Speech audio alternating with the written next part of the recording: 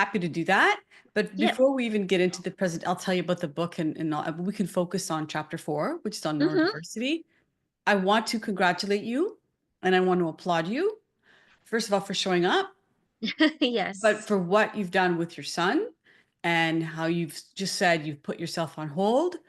I so understand. I have a child. We're going through, well, she was diagnosed with ADHD, but Okay. and I have worked in the education system for over 20 years. And I'm also a teacher. So maybe I Mm-hmm. should just go through this. So here's who I Yep. am.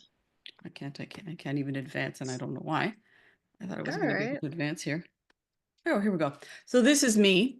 I'm a teacher. I've got over almost 20 years now. Oh, wow. Is this your family picture right here? Yeah, so this is how I Oh, start. I wow. usually start my presentations with a story because Indigenous ways of being and all the work in truth and reconciliation really calls to me. And I've been doing some work in education for truth and reconciliation.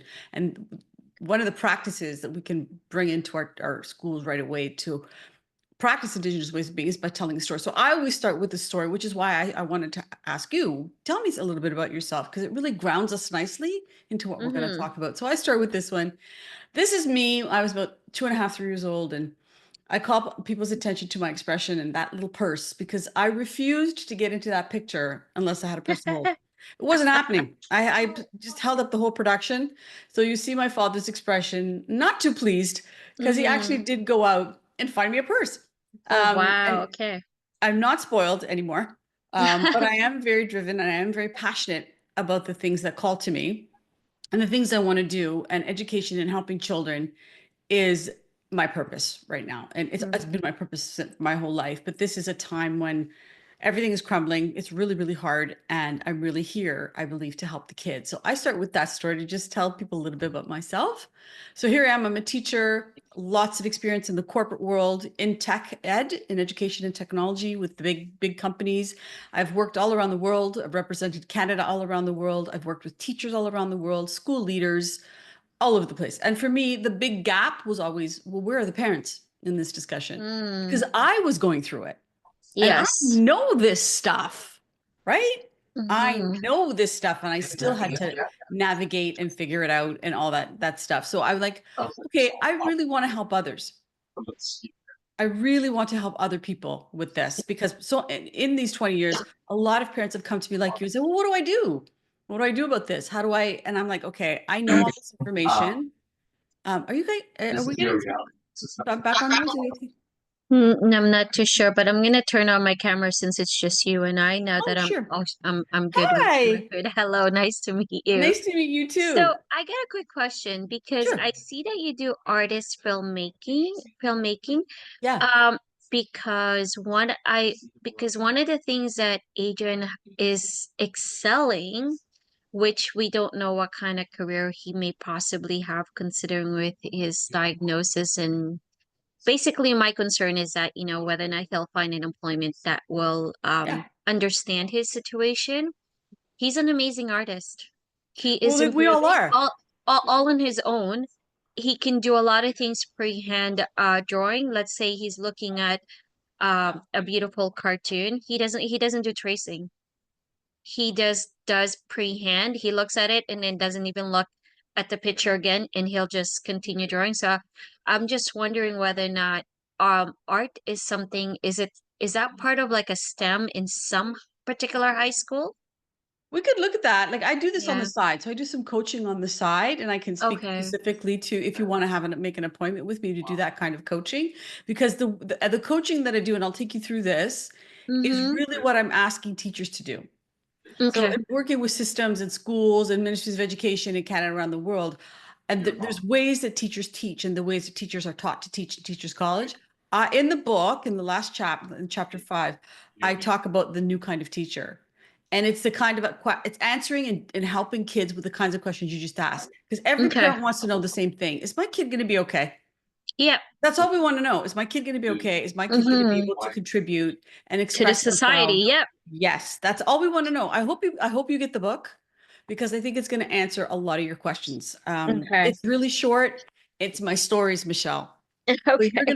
gonna resonate with my stories because I start and I talk about my own daughter, the journey with my daughter. But then at Mm-hmm. the end of each one, each chapter, I have chalk teacher talk tips. So how can here's the language, here are the tools, here's how you can talk to your teacher about your child's needs. And then if you need a deeper one-on-one, you can call me and we'll do a career coaching session.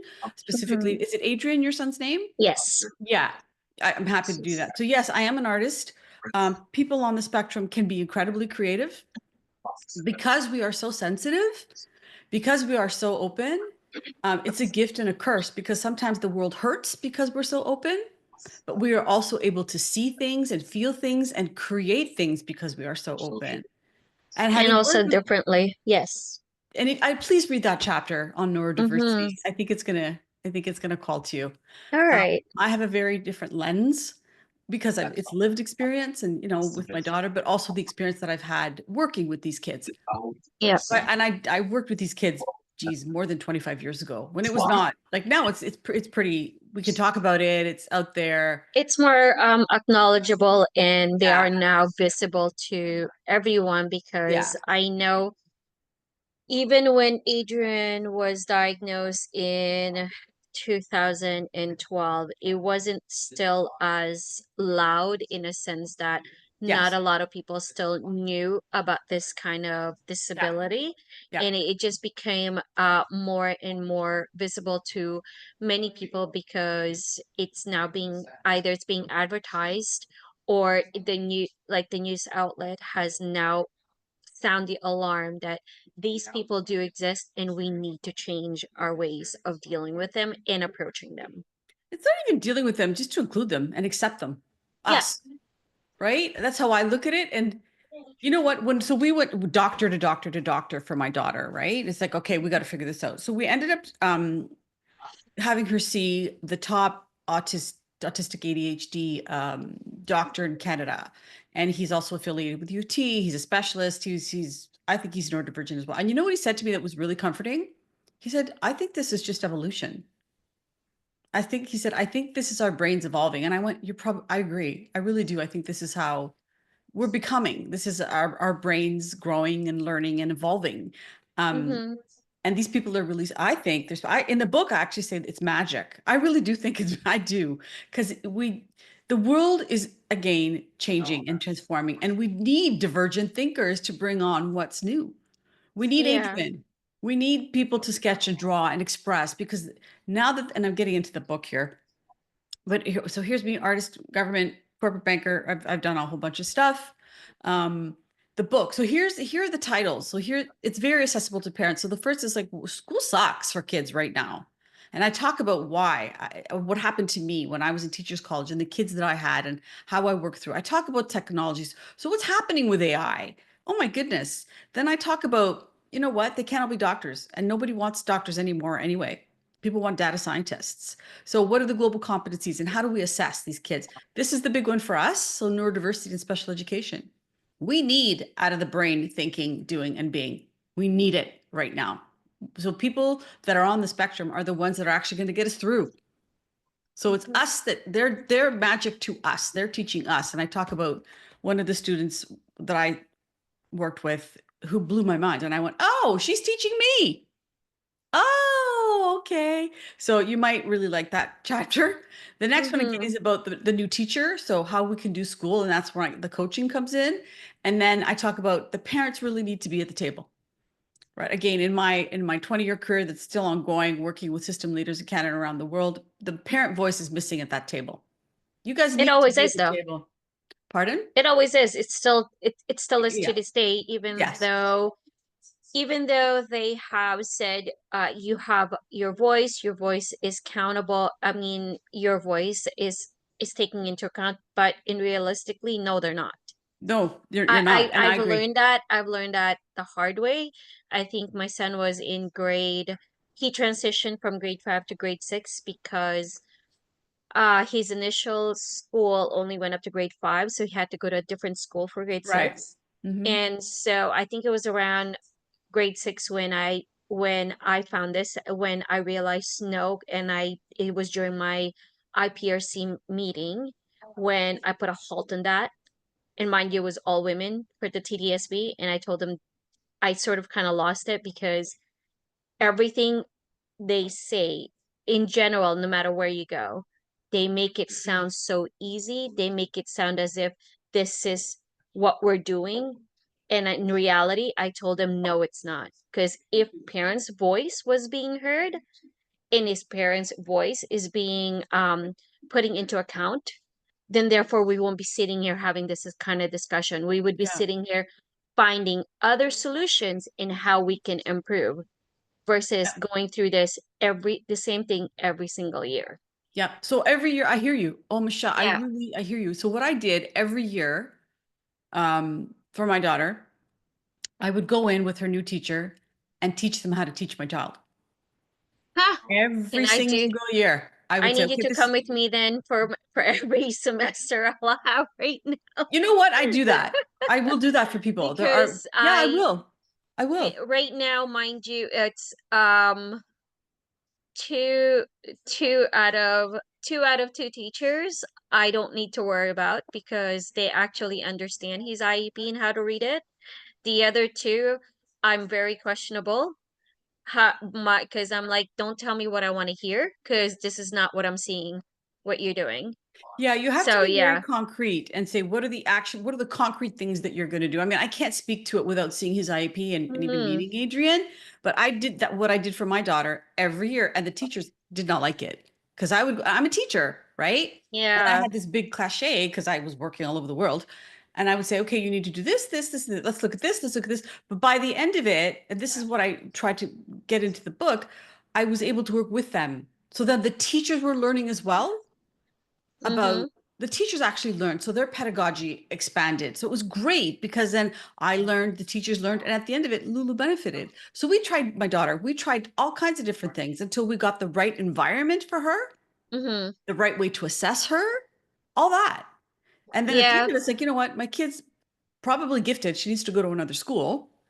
So she went to a school where we're crazy. She just soared. She's in university now. She's incredible. But I went through what you're going through. So I understand. I understand the side of the school, but I understand the plight of the parent and how both can come Mm, together and and have so that your child can be successful because I've done it.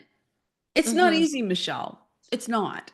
It's not easy. But I keep coming back to wow and congratulations to you for what you're Thank doing for you. your child. Absolutely. You need Yeah, to and hear it, it's Mama. You need to hear it because it's hard and you're it's extremely tired. hard, especially when you're speaking to a teacher that doesn't seem to have Yeah. it doesn't seem to have that open mind that you are in a world full of people that has different abilities aside from yours.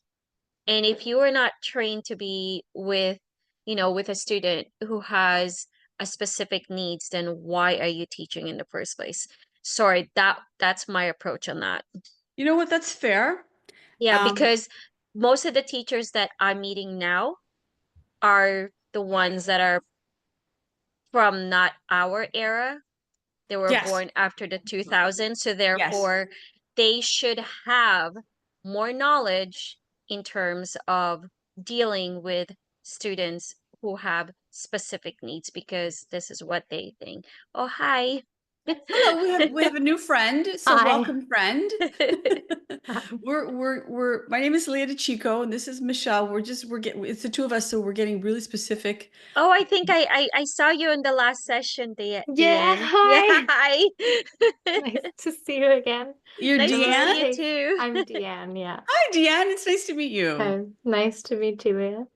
So we're having a really deep conversation about neurodiversity right now because it was Mhm. just Michelle and and I just want to make It's sure that okay. we can. Michelle, you can book an This, appointment, and we can really Oh look. yeah, definitely. You could, yeah, definitely. Thank you. Oh my, it would be my pleasure because like again, I've been through this. I understand. And Deanne, I'm going to also include you in this. Congratulations and applause for you guys. We are mama bears and our kids, we set things aside, but sometimes we have to also acknowledge ourselves. Okay. So I Mhm. just want to acknowledge the two of you for that. Thanks. Thanks. I do want Okay. to I don't actually have kids. Oh, I'm a okay. teacher. Sorry. Oh, you're a teacher. Oh, even better. So So I'm a we're the teacher opposite, candidate. Dean. I'm a mom. So Beautiful. I'm just here because I just wanted to, like hear some perspectives and, as a teacher, like, or soon to be teacher, like going in, I would like to hear what, Oh, okay. parent concerns are and This is yeah. what we see, oh and the wow, timing so was you came in at perfect. the right time because Oh, that's The what we excellent, were excellent. timing was Please discussing. continue. Please perfect. continue. I'm here to learn. Because we were talking about, especially young teachers coming out of teachers college, the hope would be that the knowledge and the training to deal with neurodivergent kids and kids with different learning styles and different learning needs would be there. And yes, we want that. But here's where the partnership comes in, Michelle. Okay. And here's where the sense of other comes in. Because, as parents, we want to get angry. My kid's not getting the stuff they need. We want to go into, and sometimes we have to yell and scream, and that's not what we want to do. But I talk about compassion in the book because I've also been on the other side. Okay. So teachers, first of all, are working in a crumbling system. They're not getting paid a lot for what they do because I don't think people know what they actually do. Okay. And they got sometimes 40 kids in a class. Okay. So, Mhm. and then we're taught in Teachers College to teach to the middle. That means we prepare one lesson plan and we expect everybody to learn it the same way. Well, that's not true, right? Your son's not going to learn the way I learn or the way Deanna learns. So to differentiate learning or to create different styles of learning is a lot of work, right? So teachers will just do it one way and expect everybody to learn that way. Is that right? No. But they're overworked, they're stressed out, they're suffering, they've gone through COVID as well. They're human. That's my first chapter. Okay. And I talk about how I navigate this and how I have a very different lens when it comes to working with the teachers because you can't work in partnership if there's animosity. So I Oh, think this, definitely, 100%. yes. So we have to start with acknowledging each other's pain. Okay, Deanna, it's hard to be a teacher right now. It's really hard. But I have to believe, and good teachers work all year round. Good teachers never stop thinking about their kids. I taught more than 20 years ago. I still think about Dylan, who's in my book. I still think about Michelle. I still think about Valentina. I still think about those kids because we care. So you will find the right teachers. I promise you. We'll take it offline and I want to continue the presentation now because we have Deanna, if that's okay. So Deanna, I just gave a little bit of overview of who I am and what I do. You're welcome to create me on social. You'll find me. I am a teacher. I worked in ed tech with big companies for 15 years. Right now I'm a consultant. I'm promoting my book and I'm working with Toronto Catholic and a couple of other boards to do some workshops and stuff around and supporting the book. So working with parent teacher councils and doing some PD for teachers to bring this all together. These are the chapters. These are just the chapters of my book. So I sort of put it in past, present, future, what school was, what it is, and what it can be. And I talk about, and I go on, let me sit here. No, it's not next. But for you, Deanna, what would be interesting is chapters 5 and 6, specifically 5, because I postulate what the new teacher can be. So beyond the sage on the stage, beyond the guide on the side, I talk about a career calling coach. And this is something that I came up with George Brown College maybe almost 10 years ago now, that I really built a program and a model around about what we could be doing and how we can be teaching kids beyond what we're doing now, leveraging the technology, specifically what AI can do and other things and other ways we can use technology to decrease the drudgery of being a teacher and all that stuff that brings us down, and to really then be with the kids the way they need to be so we can understand who they are and see what's in their spirit and help guide them that way, collecting evidence of learning every year to get a summative at the end to say and put it in their learning portfolios. And then in my dream is that will become part of assessment. So that might call to you in terms of the book. So I hope you'll pick it up and read it. And I would love your feedback on that. And then what parents can do in chapter 6 and the things we can do immediately to bring into our pedagogy, like social emotional learning, like the sustainable development goals and indigenous ways of being. Right? We can start doing this in our curriculum right now. And some teachers are. So those are the 2 chapters you might really find interesting. I'm hoping that this becomes a suggested reading for Teachers College. I haven't started reaching out to some of the profs yet that have expressed some interest about it, but there's some new thinking here. So school sucks is the past. enter technology is the present, and then you have the global competencies and neurodiversity in the middle, and then the future at the end of the book. But I wanted to just highlight that the book was written, Deanna, to help. From as a parent and as someone who's worked in the technology, in education and technology for my entire for 20 years. Parents have come to me, teachers, what do I do? And it's been sort of a one-off. So I wanted to write the book to help all parents, and to really start bringing parents to the table to these discussions in a compassionate, authentic way, so that partnerships that can be created is going to ultimately benefit the kids, because that's why we're here. Okay. So why can't I advance here? It's driving me a little bit nuts. Here we go. So here it is. I've sort of skipped ahead to help parents to transform our approach, to sort of give them the information, the knowledge, and the parent voice. That's what we need, the parent voice. So every at the end of every chapter, I tell a story. So I tell my story because this is lived experience. I give the parents the information that they need in context of the story. But then at the end, I have teacher talk tips. So I give them the language. Here are the tools. Here's the frameworks. Here's what you need to look at. And then in the appendices, there's always supporting information for parents, websites, all that stuff that I include for parents to look at, so that they can advocate for their children, not yelling and screaming, right? And I swear to God, I've been to some boards. I'm not happy to say that parents have actually sued some of the teachers. Like, this is outrageous, guys. Yeah, it's outrageous. So we have to come to a place where we can really work together to understand the system, to understand that we're in a place of shift and transformation, and to have the language and the tools and the information so parents can have that voice at the table to advocate for their children, so that every child gets what they need so they can be their best selves in the world. Because for me, it's all about contribution. Connection and contribution is where we start. So welcome to our new person that's just joined. So I've talked about this. How are we going to do this? By looking at the past, the present, and the futures to understand, reframe, and reimagine our education systems. So the past is the history of school and how we were taught. This is one of the big problems I think we have when we go in and talk to the teachers. We expect our kids to be taught the way we were taught, because that's our default. So that we expect the worksheet, we expect the homework, we expect all that stuff. We expect the teacher to stand up there and just give us information, and then the kids parrot it back and you get an A. Man, is that over. That's not the world that these kids live in. They live in a very different world. So what we're teaching in the classroom is not really reflecting what's happening outside of the classroom. And what parents are expecting, is it really going to resonate to these kids? Because school sucks. It'll suck for them. It makes no sense to them. Why am I here? How am I going to use this in my life? So today, these are the big ticket items today that we talk about in the spaces that I work in. The impact of technology, good and bad. It hasn't all been great, has it? It has not. It has affected mental health and well-being. How do we harness the power of technology in positive ways, especially for kids that, I don't like the word disability. I talk about that in chapter 4. I prefer the word diffability, kids that are differently abled. Because it's that diversity that's going to really make the world go round and really make the world shift. Michelle, we've talked about this. I truly believe that. We need divergent ways of thinking, different ways of being, because the world is falling apart and we're all suffering. And the way we used to do it isn't working. So how do we take these new ways of being, be kind, be compassionate, have a look and go, maybe that's going to work. So, but in the interim, in the present, we're stuck in this time of shift, and it's affecting our health and well-being, and it's affecting the kids. So again, in the circles that I speak, next year, all we're talking about is mental health and well-being for these kids.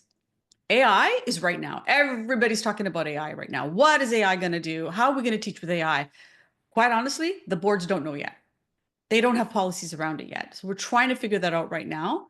And then the high-flying teachers that I work with, Deanna, so some of the top teachers that are already starting to use it, are we going to take this, what they're looking at, and sort of look at policies across the board? Because we know 94%, I'm going to say it again, 94% of middle school and high school kids are using AI right now. 94%. And the teachers don't know what to do about it. Do you punish them? Do you lock and block it? And they don't know how to integrate it. So this is the kind of professional development to stuff that I'm going to be working on next year to try to help the teachers come up to speed, because it's like our kids with cell phones or computers or anything. They know more than we do. How do you manage that? Right? So it's this weird sort of place that we're in. Everybody wants to make sure their kids are going to be okay. Is my kid doing okay in school? So academic performance. And how are you assessing my child? So kids that are differently abled or learn differently shouldn't be assessed the way everybody's assessed. Assessment is difficult, but how are you assessing my child? Because there are kids that are brilliant but can't write a test, for example, fall apart on a test. Is it fair to assess that child writing a test? I have examples of this in the book, so please have a look at the book. We've talked about neurodiversity and special education. I think everybody's special. I even think that term is offensive. I think education should be special for everybody. But neurodiversity is here, and how are we going to embrace this? I said, I think it's magic. I think it's wonderful. I think we have to really reframe the way we look at people that are on the spectrum. And then skills-based competencies. This is a big one. They can't all be doctors. Nobody wants doctors anyway. If we look at the top 10 jobs in the world right now, there's no doctor or lawyer on that list. It's all data driven. It's all IT. It's all engineering. It's all tech, all of it. And I have a blog, I have a webcast and a podcast, and you could look at, and I bring in people from all over the world to talk about these things. I sort of interview them. Sometimes I want to believe I'm Oprah, the Oprah of education, working on being the Oprah of education, but I'm asking these questions. And we're hearing, you know what? Skills are really important. And skills in the trades make a lot of money. They do very well. But as parents, we all want the bragging rights to say, my kid is this, my kid is that. The skills are incredibly important. So there's a shift now to get kids who are tinkerers to embrace this talent that they have. So what does it mean? And what is skills-based education and what are skills-based competencies? That's what we're dealing with right now. That's huge, right? And then I talk about the present, this focus on humanity, because the machines are here and AI is changing the world. It's changing the way we work. It's going to open up us a lot of time. So we're going to really need to focus on who we are and those humanistic things, the humanistic ways of being that we are as humans that can be nurtured and cultivated. This is all in the book. And they're practicing these, they're developing these frameworks right now at Harvard. They're calling it digital humanistic frameworks, but how to be more human and how to integrate this into curriculum. So this is coming, you guys. It's not even in the book, a lot of this, because I'm reading about it now. But careers. The only reason the kids should be going to school, in my mind, is to explore who they are, to connect to themselves, to be able to connect to others, and to connect and contribute to humanity. That's what a teacher should be doing. To give space, provide the tools, direct when needed, allow exploration so the kids can figure out who they are. We are no longer in the Industrial Revolution where we need to train children to be factory workers. That's gone. We need to teach children, not train, teach children and give children the leeway to think and to express. And then how do we assess that, Deanna? Okay, very interesting. So I talk about how the teacher can behave and then what a new kind of school can look like. So this is very forward thinking. Some would say it's out there. I don't think it's out there at all because it's already starting to happen. But this is all in the book, and I hope you guys will have a look and give me your feedback. Okay, so here's the webcast and the podcast. Right, So here's yeah. some of the ones that I've, some of the Sorry to the episode. I have to head out, Okay, but I have your book written down. Thank you so much for all this. Yeah. please It's have a look. been- Deanna, email me, Leah at Hot Learning. Follow me on it's called Teacher Talk, how to talk to teachers talk. I would love you, Teacher especially Talk. from a supply teacher, a teacher candidate perspective. Would love to get your feedback, okay? Beautiful. Okay. Be Thank you well. so much. Have a good Thank day. you. Bye, Diana. Bye. Miss. So here's some of the episodes, right, that are on the podcast and the webcast. So neurodiversity is going to be one of them. I've already done technology, social emotional learning, all this stuff are all on YouTube and on my podcast. And I'll send you the links if you'd like. But there's the one on neurodiversity is coming, and I can't wait to do that one, Michelle. I can't wait to do that one. Okay. So here's some of the tools for parents. This is how the book is laid out. Like I said, I give my practical advice based on my stories. Then there's case studies with research. I talk to industry leading experts, and then I give you the top tips, the show notes, the resources, and the links. And there's your package of your information to really ground you so you can have those discussions with teachers and give you the information that you need. And then here's what I do, right? So I have speaking engagements. I speak to people like this to promote the book, but I also do parent-teacher speaking engagements. So I will come in, but I will speak specifically to any of those topics. It's not, I can come in and talk about the book, but I'm also do workshops. I can do a workshop on neurodiversity. I can do a workshop on AI. I can do a workshop specifically to what the needs of the community are. And then I also do the teacher professional development because, like we said, Michelle, the teachers don't know what to do right now because they're not getting the guidance hasn't been set at the leadership level. And here's what, if you want to contact me, I do the career calling coaching for the students. I can help you with the discussions with the teachers. And again, to make sure that your son is getting the right environment, the right instruction, and the right assessment, right? So he can show what he knows. And one of the story that I tell in the book around assessing a nonverbal young man who was on the spectrum, the teacher was teaching patterning in grade 8, and the child couldn't speak, right? And he couldn't write it out. So the teacher found a game, and the child was able to show very clearly that he understood patterning by playing this game, right? So he found a way to get that child to show what they knew. That's the kind of thing we got to do. And sometimes teachers just don't know. So they'll need some outside help to say, try this resource, or try this resource, or try that resource to really explore, open up what's going on with that child and and help that child learn and grow. So there are ways to do that. Okay. So that's very deep, detailed work that I will do one-on-one. And that's career calling coach. But then I also hope, so for transition, so for kids going in from grade 12, going to university, and this is my daughter. So she found out that only 8% of kids with IAPs end up graduating university, right? Only 8%. So she wants to help. And they fall in the very beginning, in first year. By October, they're done because they can't manage it. So my daughter developed a program to help with this transition, right? She did it successfully. She knows what she needs to do. She's got all these little things in place and she wants to share that with others. So for kids grade 12, IEPs going to university, my daughter will help with her Next Step Mentors program. Yeah, she got a grant from the government to do it. So she's really excited and she wants to help. So I'm really proud of that. Yeah, so here's me. Okay. My email is, you know what? I'll put it in the pane if that helps, because you can contact Mhm. me directly. Oops, what did I do here? Sorry. To chat. Here we go. Leah.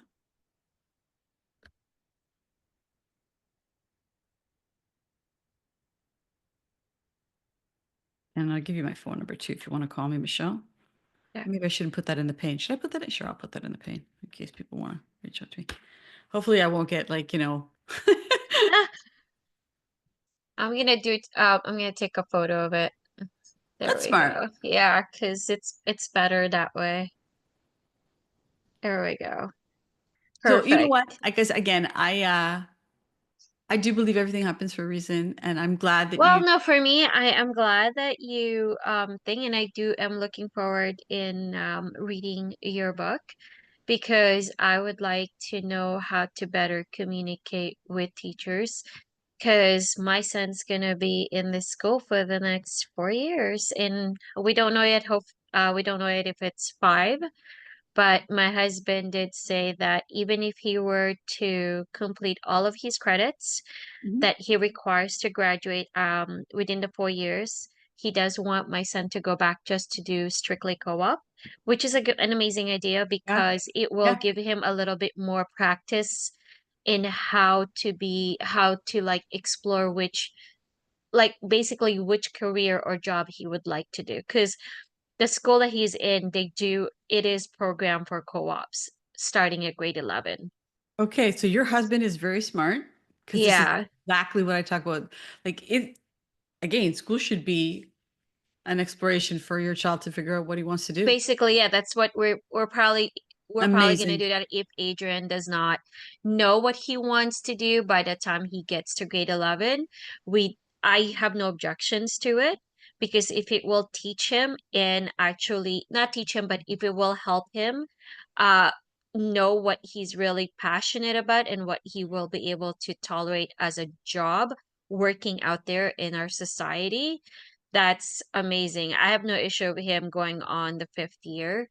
if it will help him, because this school does have an amazing programs for co-op and also for hands-on type of stuff for career.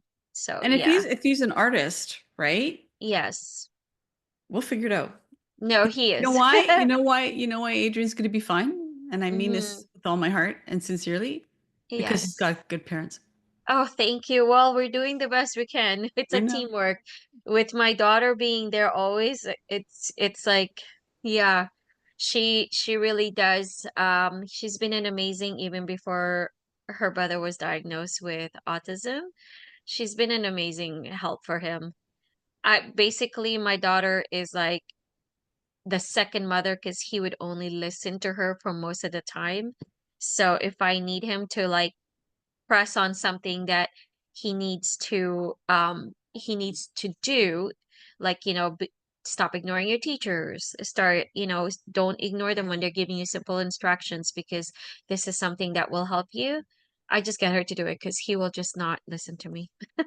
Yeah, it's tough. I had a student. First of all, let me say that whenever I had a student that challenged me, okay? Mm-hmm. Those are my favorite because those were the students that taught me something about myself. Okay. And your students and your children are teaching you something about yourself. Like I say, Okay. Yeah, my every day. every day I say my daughter Every is my day. greatest teacher. She's my my daughter, because they force you to look at your own self. Yeah. So I had a young child that was really disruptive, and the kids didn't want to work with them because they were disruptive. Couldn't get through my lessons because they were disruptive. Um, how could you'd have to be the Buddha not to get frustrated with Yeah. that. That's hard, right? That was hard. I found little workarounds to make that. All that child wanted was to be seen, Yes. to be heard, Yeah. be acknowledged. That's all that kid wanted. And I realized, I went, okay, what is the behavior telling me about this child? So I found little ticks and tips and tricks that were seamless to the other kids, but there were communication between him and them and I that would Mm-hmm. signal to him, that would cue them, okay, wait, this is happening. So for example, a simple one, if I was doing a whole class instruction and we were up with front and the hand kept going up, or the blurting out kept happening, or they were pushing other kids or whatever, I simply did this and I'd smile. Yeah. Yeah. It worked. Or I Yes. would say, I'd go 1, 2, 3, 4, 5. And then I say, Yeah, okay, your turn. He knew. that's good. Simple. There's simple little things that you can do, right? But you really have to be attention to the child, and you have to really listen to what that child is showing you. What is this child Yeah. showing me? He wants to be included. That's it. He wants to be included.